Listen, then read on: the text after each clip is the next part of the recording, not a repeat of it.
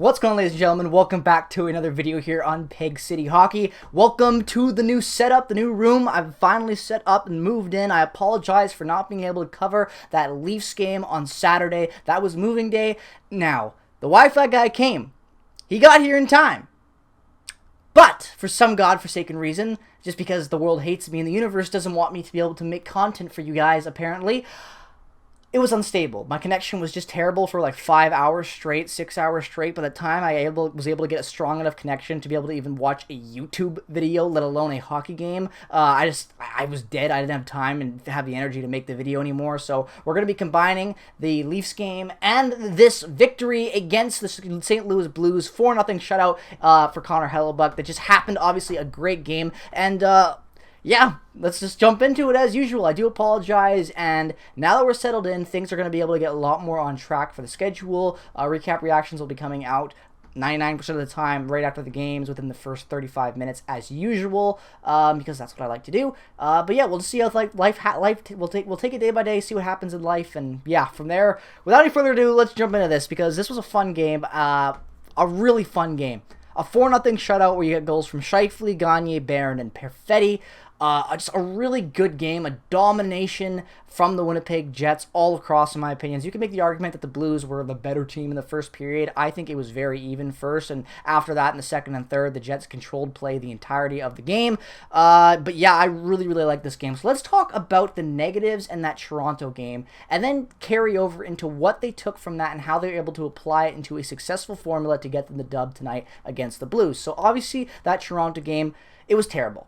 Like I don't want to hear anything, oh, refs, this and that. It was not a good game. It was not a good game of Jets hockey. It was the Jets not getting a couple calls in their favor. Don't get me wrong, those calls should have been made, but that didn't make or break the game for the Jets. They were already dead because they were being outskated, outworked everywhere on the ice for almost a majority of that entire game. Obviously, the ice was tilted after those calls didn't happen, but that doesn't mean that, you know, throw in the towel and give up. This is hockey. You don't do that. But the Jets did. They got outworked and they got outplayed by a better team in Toronto as of right now. So that's basically my entire notes from that game. It was not a good game. It was an ugly game. And it was not fun at all because you had a bunch of controversy as usual when it happens when the Jets play the Leafs. And also the fact that they just lost a bad hockey game after losing another bad hockey game not too long before that one. So just not a good 2 games of hockey there by the Jets. Then they come into this one against the Blues. I was not expecting them to win. I really like the way that the Blues have been playing hockey. They're going to be one of those teams in the Central this year that I think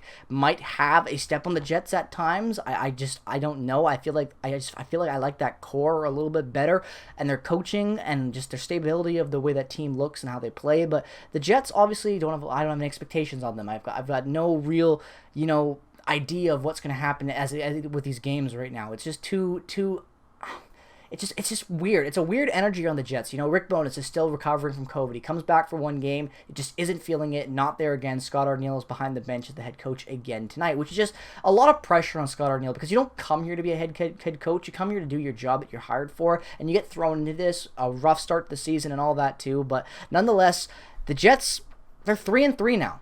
So they're 500. It's not good, it's not bad, but it's exactly where I kind of thought they would be at this road trip. Obviously, this is one of the toughest road trips of their season right now to start the year, this game stretch.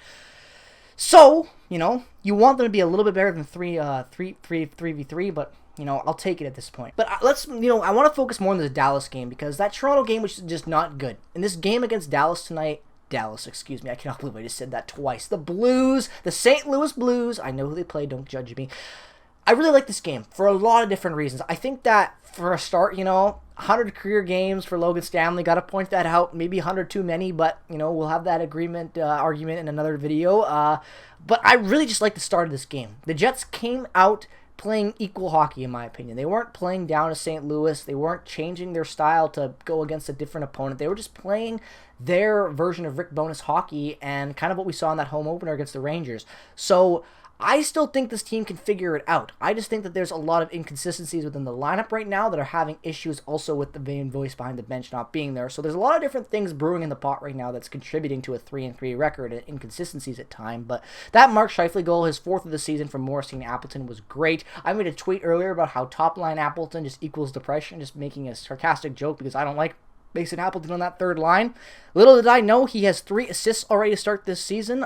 So 3 points in 6 games. That's not terrible for a guy that is definitely a replaceable bottom 6 guy, in my opinion, or just maybe above that replaceable margin, you know. So hey, you know, earn your points, Appleton. You got a big contract, so you better get some points. But nonetheless, though, 1-0 lead for the Winnipeg Jets after that second period goal from Mark Scheifele. No goals scored in the first, because that was a very good even first. Connor Hellebuck tonight was just fucking stellar. Pardon the language. It just it needs to be said in this one. He was insane tonight.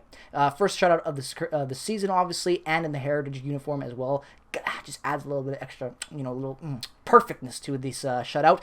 But yeah, really like the way that went for them in that second period when they really started to turn the gas on. A 1-0 lead, obviously not that much of a leeway there in the lead, but I still thought that they had a really good chance to reel this game in and get some more goals in that third period, and they did just that. The third period was all Jets for 20 minutes. Sam Gagner gets his 3rd of the season, which is absolutely insane that Sam Gagner has 3 goals already. This is supposed to be a guy on the 4th line. I know he had 30 points last year, but that was with Detroit in a much increased role. I'm liking Sam Gagner, and he's way cheaper than Paul Stastny would have cost us. So, and I'm pretty sure Sam Gagner doesn't support the anti-vax truckers convoy that happened last year. So, you know, I'll take that as it is. But then you get a Morgan Barron goal from great hard-working play from Adam Lowry behind the net. Just a really good dominant control of the play there to feed the puck in front to Morgan Barron, who gets his 1st of the season. Lowry's 3rd assist of the year, and Pionk as well gets another point on that goal with the secondary.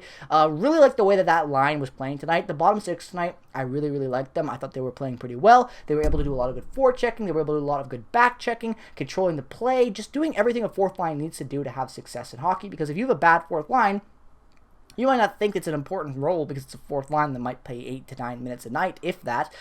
But it can be a lot. It can be a game changer for you in the NHL. Have a good scoring 4th line or a 3rd line that's a really good checking line that can get some goals in there as well. And that's what we're seeing from the Jets to start this year down there. Morgan Barron getting his 1st. Obviously, that's great for him. I really like Morgan Barron this year, even though he hasn't been playing, you know, the best hockey, you would say. I think that every game I've seen a lot of improvement in his play, especially even going back from the preseason with that injury he had, which is good because he's a little bit more behind than the rest of these guys that played the full 6 games in preseason. So him getting a 1st goal already within the first 6 games, that's good. I want to see him get a lot more points though. So good start from Morgan Barron. I want to see more from him though. Cole Perfetti getting his 2nd, the empty netter from Wheeler and Dillon. Brendan Dillon gets his 1st assist of the year, but Blake Wheeler gets his 4th. This was just, you know, he finishes off the game. Good feed from Wheeler to Perfetti, and he gets his 2nd of the year. And I'm not no complaints there because I want Cole Perfetti to be in this Calder race, so I will take any free goals I can get, especially for my fantasy because I have him in fantasy. So yeah, I really liked this game for the Jets. They took all the negatives from that Leafs game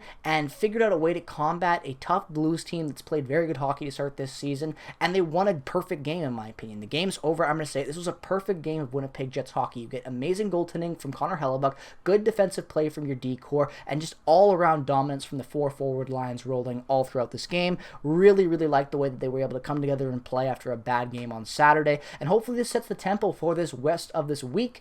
I'm looking forward to seeing how they play because I think this Jets team has more to offer than a lot of us are feeling right now. That being said, I still don't have a lot of expectations for them and high hopes for this season, but I think from what we've seen against some of these tougher teams they've played, like the Rangers, you know, like this game tonight, I think that there's something with this team, and I think they're gelling. I think Rick Bowness not being there is having an effect. I think the schedule and who they're playing right now and the opponents are having an effect as well. So I'm looking forward to them finally getting a good homestand, settling into that, and maybe being able to get above 500 and finally start to get into this race in that Central and get a spot potentially in that top 3, because I still think that if the Jets can come together a little bit, I think that 3rd spot in the Centrals could be theirs for the taking. I really do. I think that's the ceiling for this season, in my opinion, is the 3rd spot in the Central. But I really think that they can take that spot and push into that, and maybe even the 2nd if they can get lucky and get some extra wins in there. So great game tonight. Lots of improvement all around. Just really, really happy with the way that they were able to play tonight. Everything you wanted to see from the Jets tonight, you saw. And that's all that really matters, because when you have a bad game against the Leafs, you got to come up with the next one. So the next game against the Kings on Thursday, I really, really need them to win that game, because if you can win this game, the Kings game, and then you play the Coyotes on the 28th, which I believe is the Coyotes' home opener for their first game ever in U.S. I don't even know what the university is, but their new arena that's very small but looks pretty damn dope.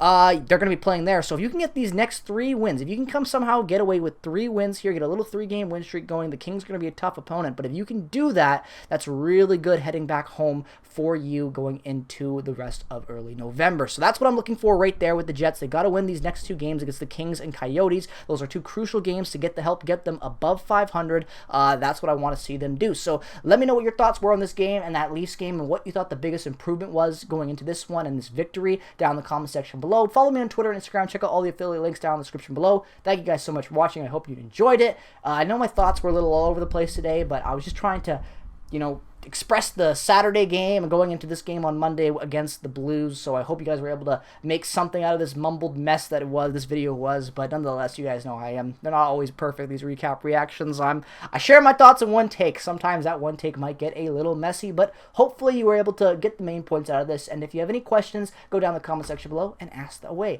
Thank you so much for watching. Like I already said, have a great rest of your night. Peace, love, and positivity. As always, go Jets, go! And I will see you guys in the next one. Have a great rest of your day.